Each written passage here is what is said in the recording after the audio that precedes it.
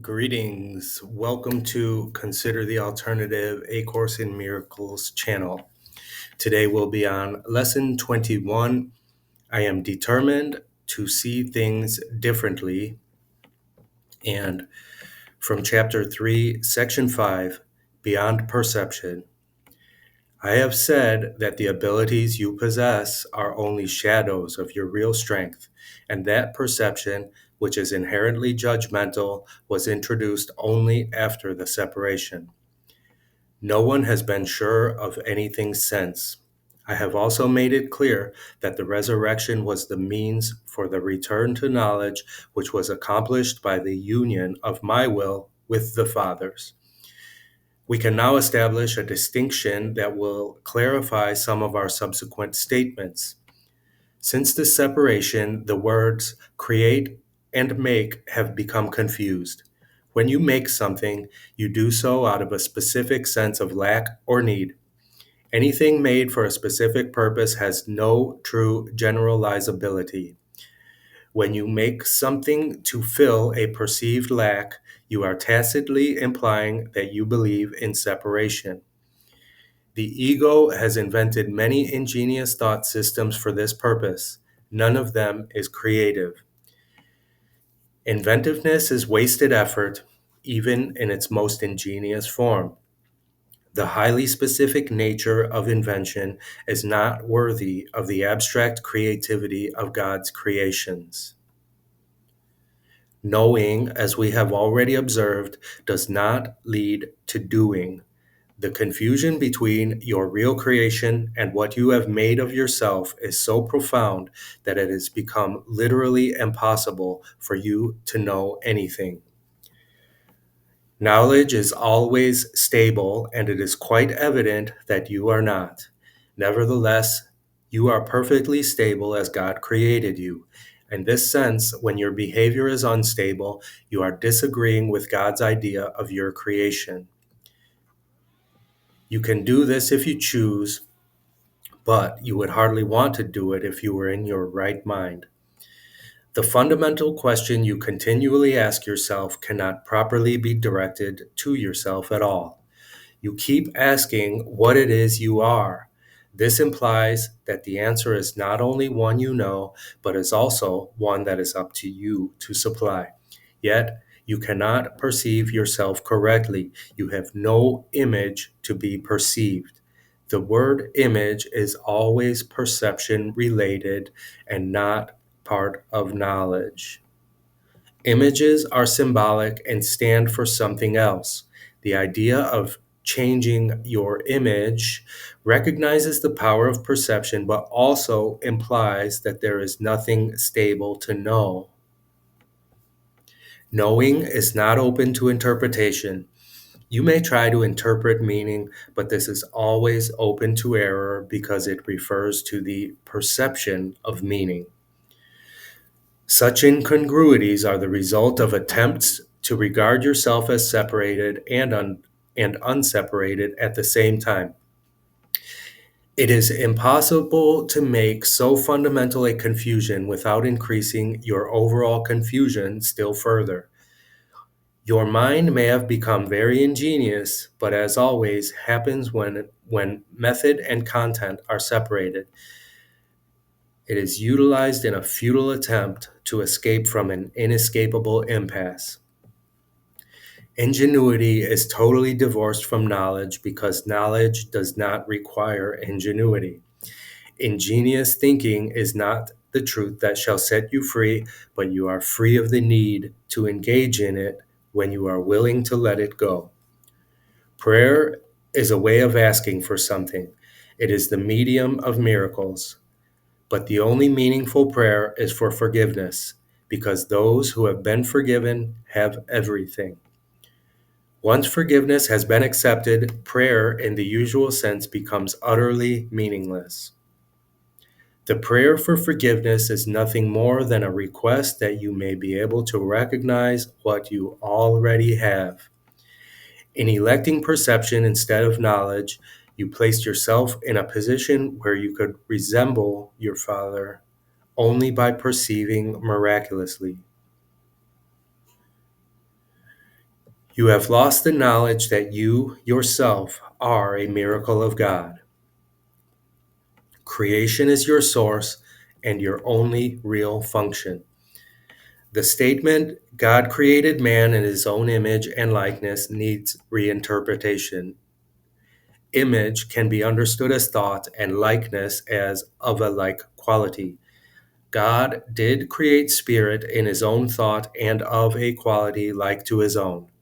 There is nothing else. Perception, on the other hand, is impossible without a belief in more and less. At every level, it involves selectivity. Perception is a continual process of accepting and rejecting, organizing and reorganizing, shifting and changing. Evaluation is an essential part of perception because judgments are necessary in order to select. What happens to perceptions if there are no judgments and nothing but perfect equality? Perception becomes impossible. Truth can only be known. All of it is all of it is equally true, and knowing any part of it is to know all of it. Only perception involves partial awareness. Knowledge transcends the laws governing perception because partial knowledge is impossible. It is all one and has no separate parts. You, who are really one with it, need but know yourself, and your knowledge is complete. To know God's miracle is to know Him. Forgiveness is the healing of the perception of separation. Correct perception of your brother is necessary because minds have chosen to see themselves as separate. Spirit knows God completely. That is its miraculous power. The fact that each one has this power, the fact that each one has this power completely is a condition entirely alien to the world's thinking. The world believes that if anyone has everything, there is nothing left. But God's miracles are as total as his thoughts because they are his thoughts. As long as perception lasts, prayer has a place. Since perception rests on lack, those who perceive have not totally accepted the atonement and given themselves over to truth. Perception is based on a separated state, so that anyone who perceives at all needs healing. Communion, not prayer, is the natural state of those who know. God and his miracle are inseparable. How beautiful indeed are the thoughts of God who live in his light. Your worth is beyond perception because it is beyond doubt. Do not perceive yourself in different lights. Know yourself in the one light where the miracle that is you is perfectly clear. Chapter 3, Section 5, Beyond Perception. On to Lesson 21. I am determined to see things differently. The idea for today is obviously a continuation and extension of the preceding one. This time, however, specific mind-searching periods are necessary in addition to applying the idea to particular situations as they may arise. 5 practice periods are urged, allowing a full minute for each. In the practice periods, begin by repeating the idea to yourself. Then close your eyes and search your mind carefully for situations past, present, or anticipated that may arouse anger in you. The anger may take the form of any reaction ranging from mild irritation to rage. The degree of the emotion you experience does not matter. You will become increasingly aware that a slight twinge of annoyance is nothing but a veil drawn over intense fury. Try, therefore, not to let the little thoughts of anger escape you in the practice periods. Remember that you do not really recognize what arouses anger in you, and nothing that you believe in this connection means anything. You will probably be tempted to dwell on, excuse me, You will probably be tempted to dwell more on some situations or persons than on others, on the fallacious grounds that they are more obvious. This is not so. It is merely an example of the belief that some forms of attack are more justified than others. As you search your mind for all the forms in which attack thoughts present themselves, hold each one in mind while you tell yourself, I am determined to see blank, name of person, differently. I am determined to see blank, specify the situation differently.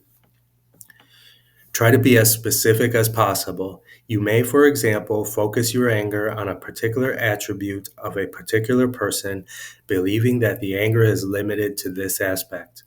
If your perception is suffering from this form of distortion, say, I am determined to see blank, specify the attribute in blank, name of person, differently.